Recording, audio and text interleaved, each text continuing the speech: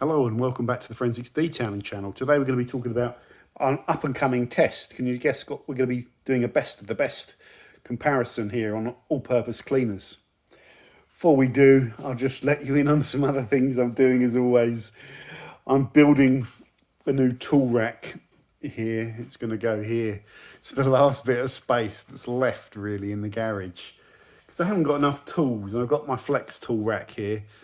And I want to build a Rupes one and have a couple spare as well. I need to build another one really for the interdetailing ones I've got sitting in the cupboard. And it's just nice to have them on display, and if it helps the companies, you know, good. So I've got to ask Rupes if it's okay, because I'll want to put their logo on it. You have to get permission from them to print it off. It's going to be it's going to be like this, basically, but it's going to hold 4 tools. So it's going to be along there, and it'll have a little bit of space along the bottom. So it'll be like that, with a shelf along the bottom to be able to put my waxes as well, which will be handy. And yeah, I'm going to probably, well, I just need it, don't I? It's ridiculous, but I need it. So that's going to go there. I'm designing it up at the moment. The steel, or the aluminium, it's actually aluminium, not steel. I'm getting from a metal fabricator. And it's actually 18 mil MDF, not 21. You can't get 21, you idiot. My brain was letting me go. So I've got a 65 by 65 centimetre main board that I've just showed you. And then I'm going to cut up 10 by 65, 7 by 60, because that's going to be, it's going to have these pieces on the end, providing the length. One of it's going to tuck in basically, so it's a bit shorter. My measurements were a little bit off actually, but I always sort it out, and I've marked up my cuts there, so I just got to trim all that out, and then I'll paint it with chalkboard paint, which works really well on MDF. It's pretty cheap. It just goes on. You don't have to primer it or anything. And then I'll drill the steel when it comes and put it all on. I just like doing it myself. Just think it's cool. Anyway, back to all-purpose cleaners. I'm at what I call, what's it called? It's like the design phase of the test, where I'm just sort of working through how I'm going to test these things.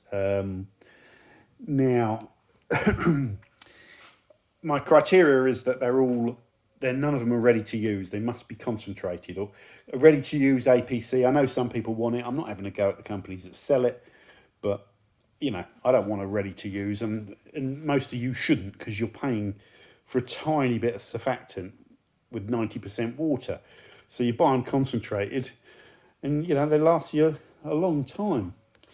So I'm going to be doing price comparisons based on converted 5 litre price, because that will be the most universal size that we'd want in bulk. There will be some complexities around that. I know that skips to 10 litres, but I'll just have to convert that down. There's never an ideal way of doing it. I'm not going to do price per litre on retail size, you know, smaller offerings, because that's no good. We all want 5 litres of APC. So I'm thinking, well, anyway, nothing's set in stone, but this is my brain, how I'm thinking it. Surfact suitability. It should be surface suitability. Now, one thing I want to know about all these products, and I've just been having a gander through the instructions, is what surfaces they're suitable for. And some, like if I look at the Maguires, for example, I'm not going to be going off websites or anything like that. I'm going to be going off packaging. Ideal for cleaning all interior surfaces. So does that mean it can't be used on exterior? Active foaming lifts dirt. Fabric softeners enhance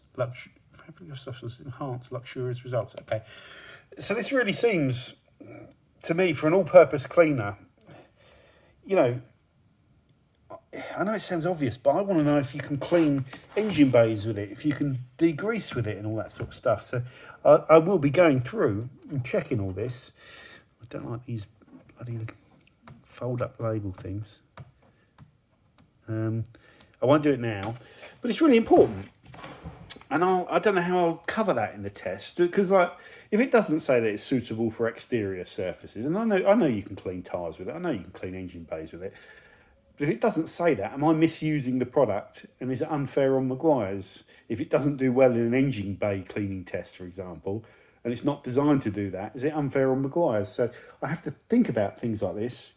One thing I'm very interested in is how suitable they are for leather. So this one, for example, says all interior surfaces of a car. Yeah, well, all interior surfaces, but it's a detailing product, so it's cars we're talking about here. This one, for example, says, or as an interior cleaner for plastic, fabric, rubber, and more. Yeah, but that's good when they start listing components, but when they say and more is no good to me. I want to know what. You know what I mean? Maybe I'm being too pedantic here, but this is... I want to know if it can be used on leather, and that doesn't tell me if it can or not. It's not the only one. I'm not picking on it. I'm just going through and giving you, this. I do this process whenever I start thinking about the tests. So yeah, the instructions or the destructions, I'm really looking at. This is good because it's recommended on paintwork, painted wheels, glass, rubber, fabric, plastic and vinyl. It doesn't say leather there. So that's a better guideline for me. So I know what I can use it on. But it doesn't say for use, it says recommended. So can you go off-piste? You know what I mean? So, and it's what you can't use it on. If they've got caustic components in there, that might not be good on like, aluminium or bare metal or anodized surfaces and stuff like that, sensitive surfaces. So is it fair to test it? Because they say painted wheels as well. So we're going to have to be really fair to these products when we test them, because I want to test them on aluminium, mild steel, and I'll clean this all. I'll buzz this back so it's brilliantly clean and rust free. These are all being used before. And I want to test them on leather because these components are found on cars. Mild steel would represent what happens when you clean an old sort of exhaust system, or perhaps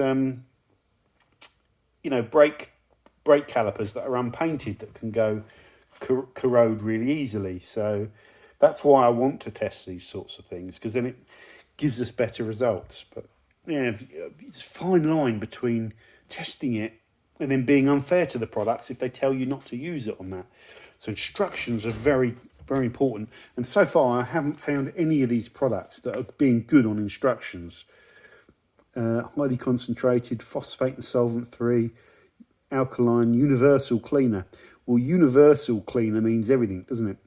Universally usable thanks to its enormous dirt carrying capacity for spray extraction, carpet cleaning.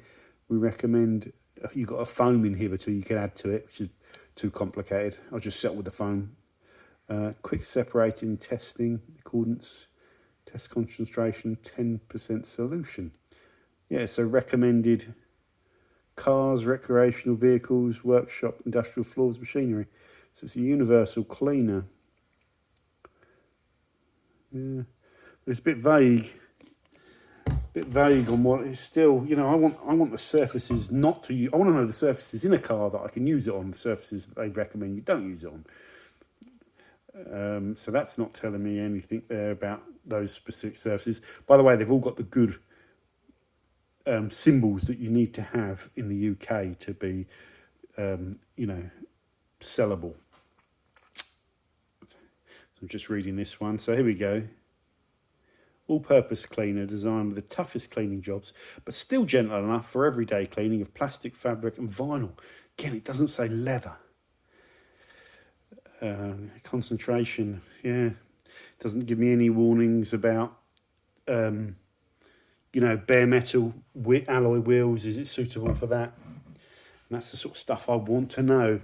Now, if we look at the G-Technic one, I think there's some, oh no, sorry, I don't think, that's a bit vague as well. In fact, this one is quite, well, it's easily removes stains such as biro, food stains and heavy soiling. Okay, so it's a super cleaner can be used to remove stains from material including fabric, engine bays, tyres and carpets. Well, was this a stain remover then? It's a multi-purpose cleaner, not a stain remover.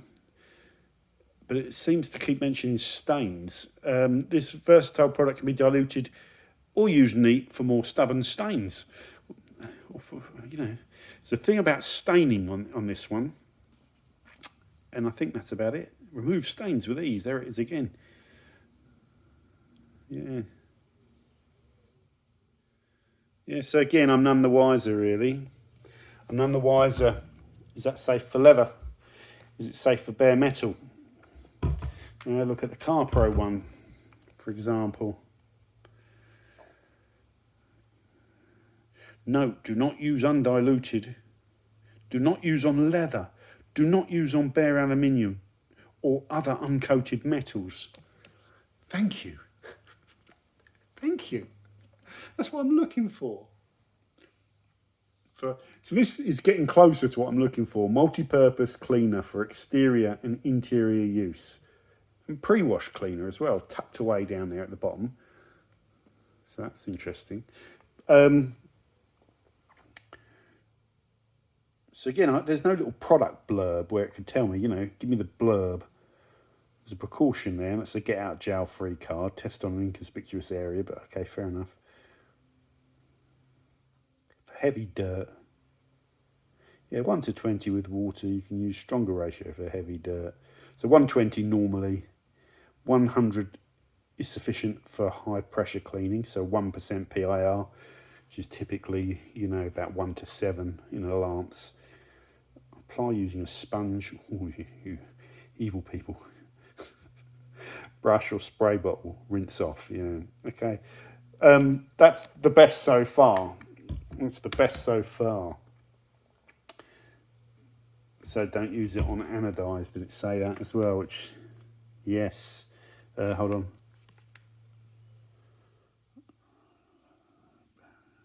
Bare aluminium, okay, or uncoated metals. Good on them. So that shows me an understanding of their own product, which is, well, I know they all understand it, but it's communicating some of the stuff that I want to know. The Valet Pro one here, all-purpose cleaning concentrate. It's got a picture of a cockpit there, and there's leather in that cockpit.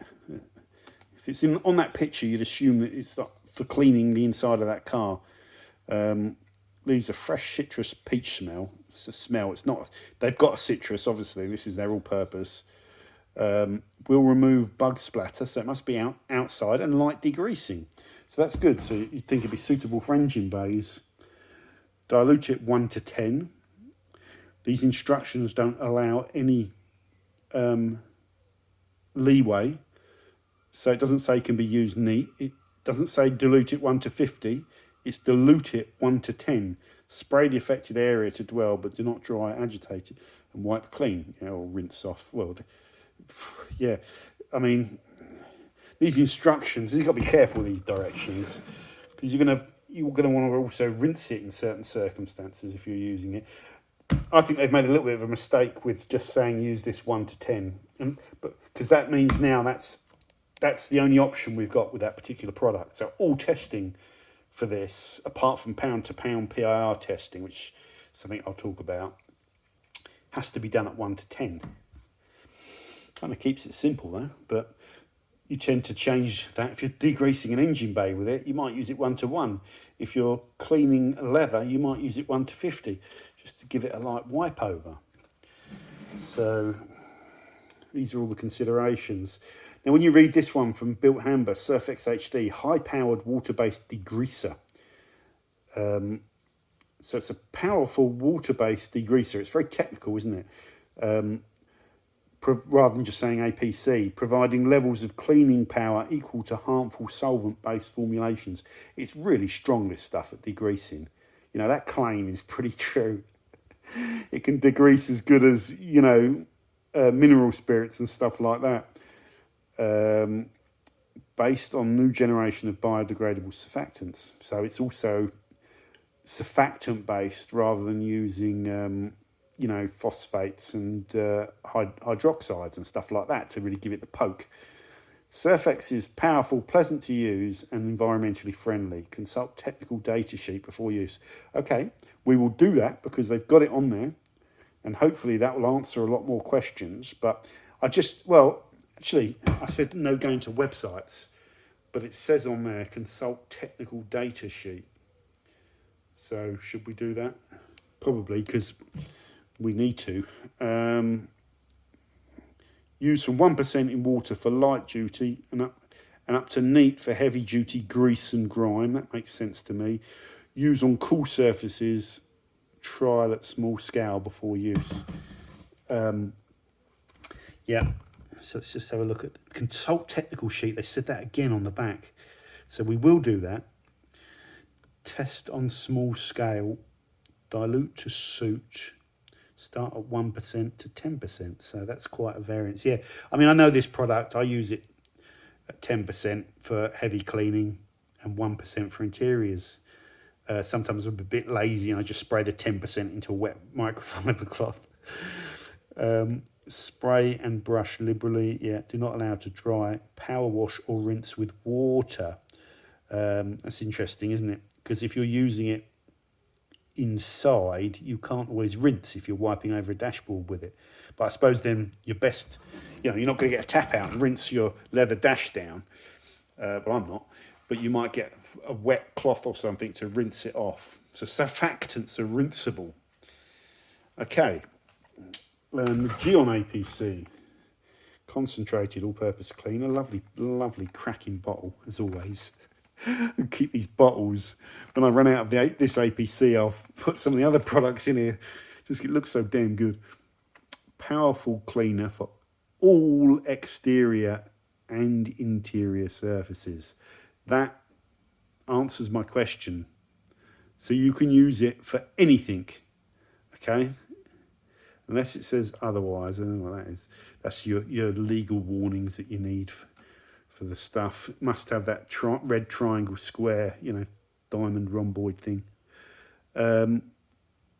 Right, so we've got concentrations. Dilute APC, suitable for application, starting from 1 to 5 for external applications, up to 1 to 15. So it's given us a range, which is good. Spray directly onto the surface and agitate with a brush. Do not rinse or wipe with a microfiber towel. Good. They're picking up on the little things there because you, like I said with the built handle, you can't rinse the inside of the car. So they thought about this. Good. Do not use on hot panels in direct sunlight. That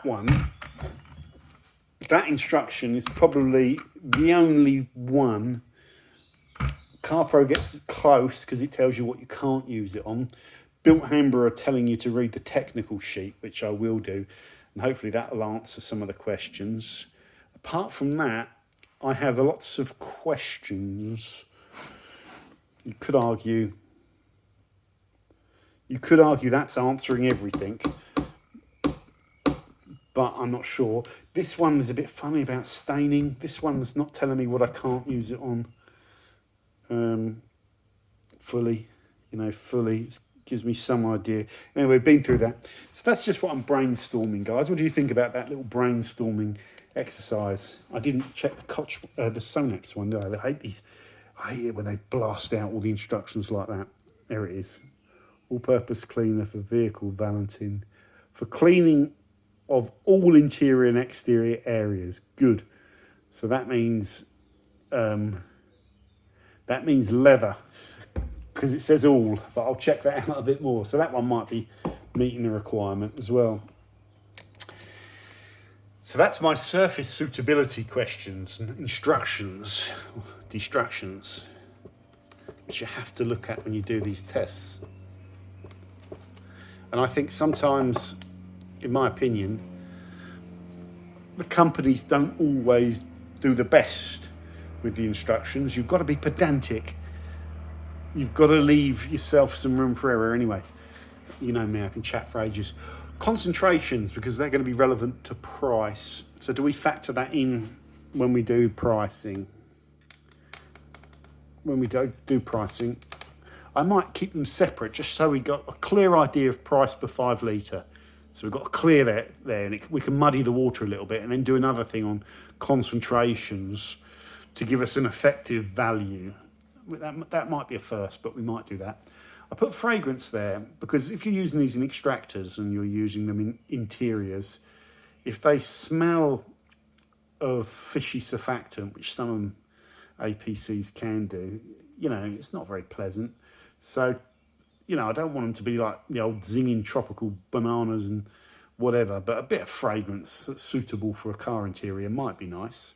Although you could argue they should be neutral fragrance, because customer might not want you to interfere with the smell of his car if he's using an air freshener or something. So your bananas might mix with your Julio Giorgio aftershave or whatever. Now here's some specific tests I'm thinking of doing.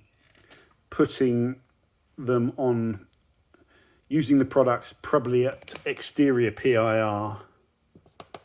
My pen's going.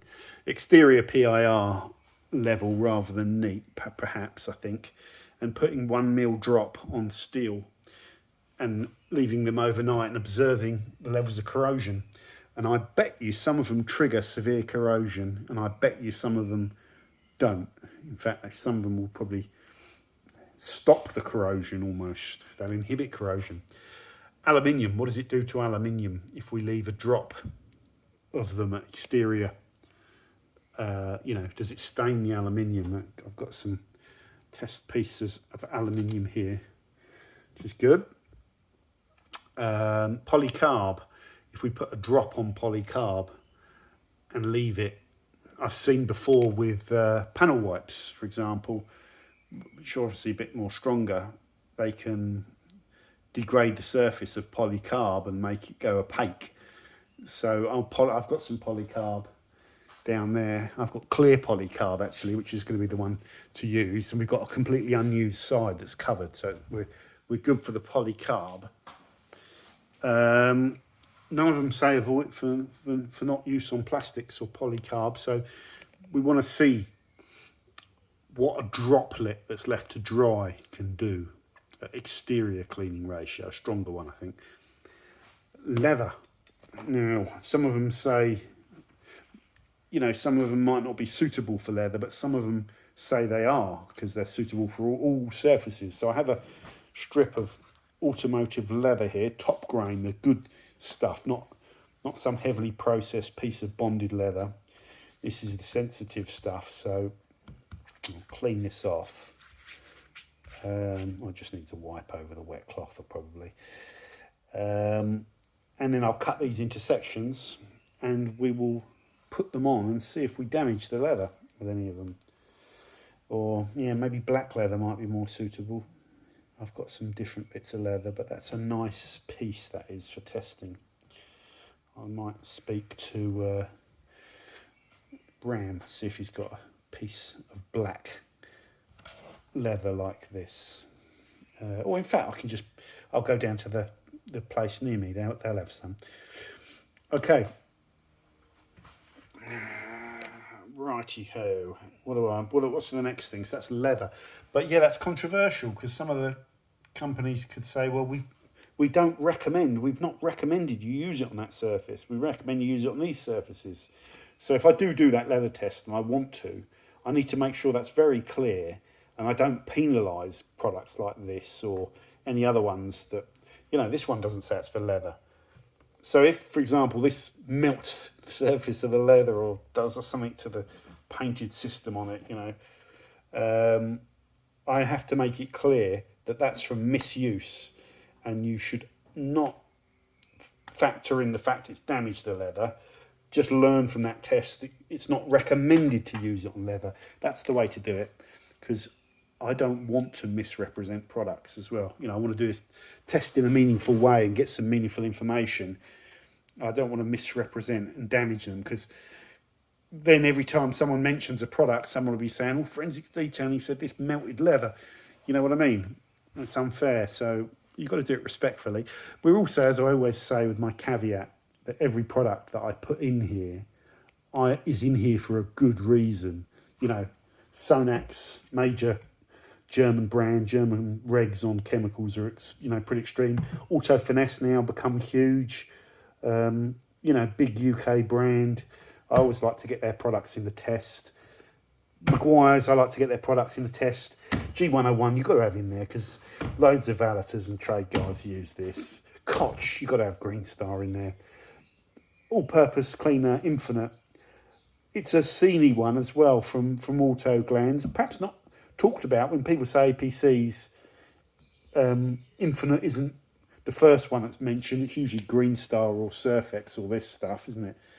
But a few of my patrons mentioned it, so we've put it in there. It will be, well, I've used it before.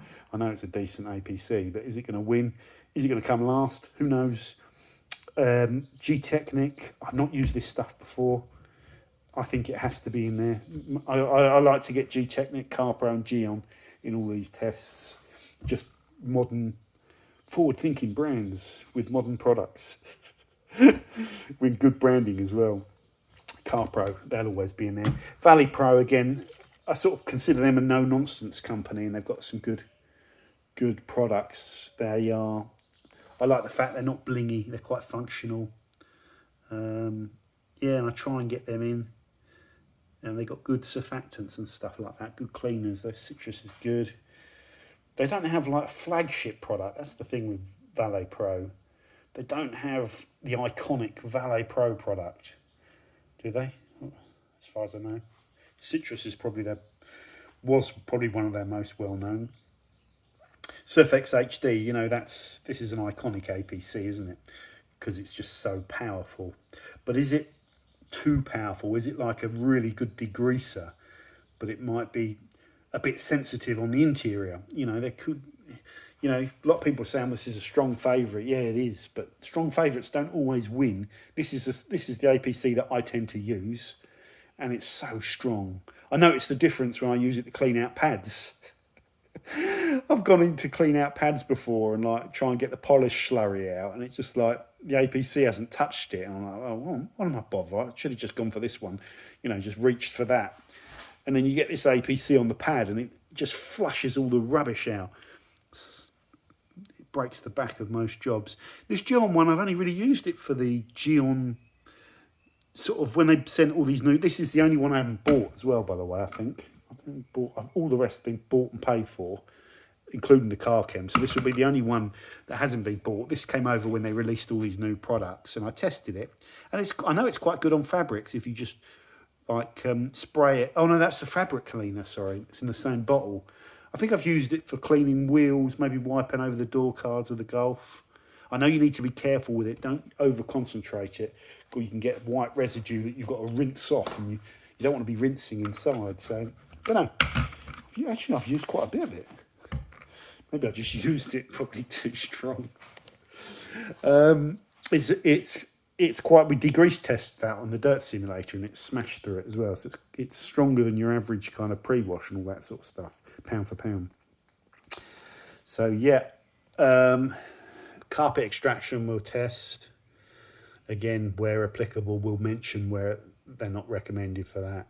Dirt simulator testing, we'll definitely be doing that. Probably we'll do a fixed ratio, because I always like to do, I always like to do, let's get another pen out, 5% PIR. But, so we just know when we do the same ratio, we eliminate variables. If we use this one at 5%, this one at 15%, this one at 4%, this one at 7%, because they say to use at that, this one at 10% or whatever. Okay, great, but we don't really learn much. So I understand why people say you should do it that way though, but I like this because you can learn exactly how relatively powerful they are. We've already covered the different concentration uses, so you can work the rest out for yourself. But this just gives us a clear pound for pound test. Maybe we could do plus, you know, recommended exterior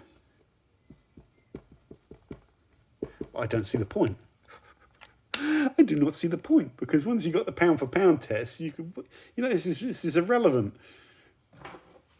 You're not going to learn anything new. You're just going to suddenly skew all of the pound for pound things over there. So, don't know. That's just my thoughts. So I'll probably skip that recommended interior. Recommended exterior ratio. Who knows? We'll test them for tyre cleaning, because APCs are commonly used for that. Could we spread that out further to wheel cleaning? No, because you need to get stuck in with... Well, I don't know, actually. I don't know. We could... No, I'll probably just do tyres, because I can... Well, it's just a bit easier. Wetting ability. Now, surfactants must wet out surfaces. Good surfactant must wet out a surface. And if you put a drop of surfactant down here, although this is a bit porous, it won't spread, but on a test plate, a test panel, I've got some down there, how much will that 1 ml drop spread? Okay, which is really important. I'm running out of storage. And that will tell us how well it can wet out and lower the surface tension, and we can record that. Some surfactants are useless and they don't wet out the surface. So they, they have high tension, so they can't be good. So what else would you like to see in there is the key question, guys. Very informal video this, but it's a good one. Let me know, and you get an idea of how I go about constructing these tests. And this one will be cracking into this one quite soon. So take care, see you soon.